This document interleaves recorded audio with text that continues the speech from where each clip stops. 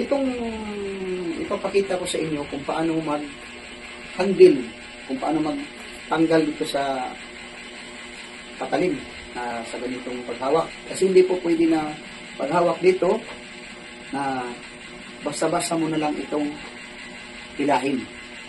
Itong papakita ko sa inyo kung paano ito sa tamang pagdampot sa pagtanggal.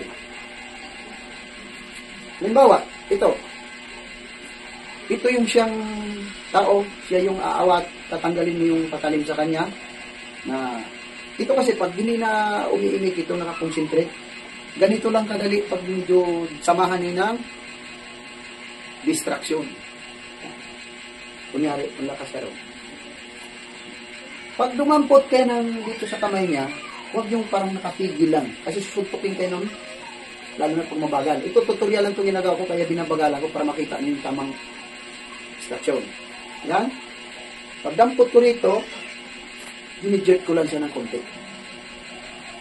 Nagugulat. Papakita ko sa inyo bakit nakukuha ko to. Dahil nababawasan yung focus niya dito sa pagkonsentrasyon.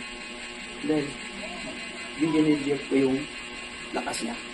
Kasi kung halimbawa, dadaputin ko lang kung nalakasan, diretso ko agaw, hindi kita na.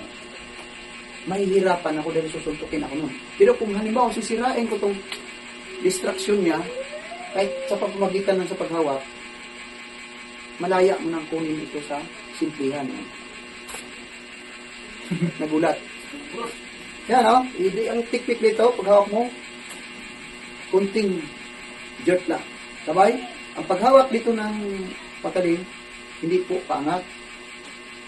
Ito po yung pababa. Kasi ito yung talim. Patulak.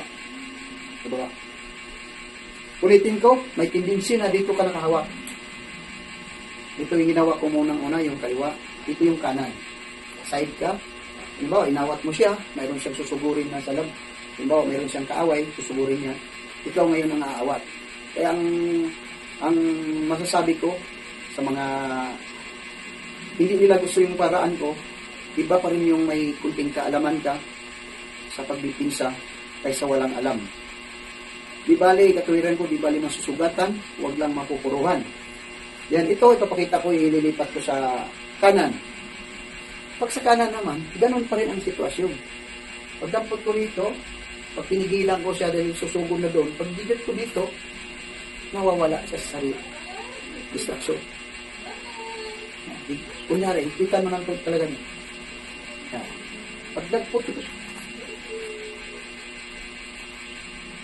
bakit ko ginawa yun? Ito baka isipin na naman ang nagbabasher sa akin. Ito po yung hindi effective. Ito po yung napaka-effective.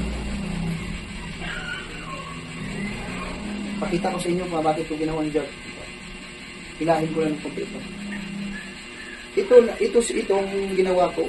Ito yung ideal lang po ito sa pamaraan kung paano mo ito tatanggalin. Ito kasi sa akal gagalaw na yan. Pagkagalaw, anong forma niyan. Pero pag yan yung biglaan ang lapitan mo siya, pag alam mo may pagkakataon na, i-reject mo siya. Wala naman dito usapan na aatake siya kasi iba naman technique pag-aatake. Ito yung sa pagdampot lang. Ito yung napakita ko. Yan. Yan. Sabay. Napakita ko sa inyo. Control. Pag-jerk ko siya. Yan. Jerk. Kunyari, pababa. Nandun yung aatakihin niya. Lalapit ako sa kanya. Pero kailangan, pag lumapit ka sa kanya, pre, halimbawa, kamag-anak mo, hindi mo basa-basa. Kahit halimbawa, kahit kamag-anak mo maaawat ka, hindi ka pa rin dapat magkumpiyansa dyan, sa puno ng galit, hindi mo maiwasan yan. Baka ikaw rin ang atakihin yan. Lalo na paglasing.